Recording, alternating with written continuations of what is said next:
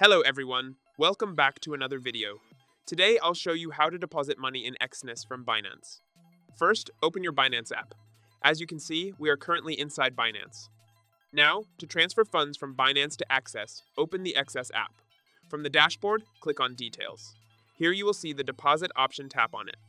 Then click All Payment Method option. All available deposit methods will appear on your screen. To deposit USDT from Binance, select Binance Pay. Then enter the amount you want to deposit. For example, I'm entering $189.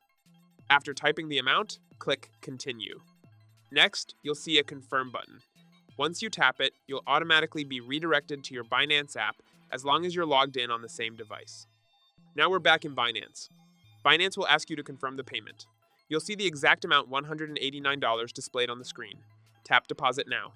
Then enter your security verification code. After entering the code, your deposit will be processed successfully.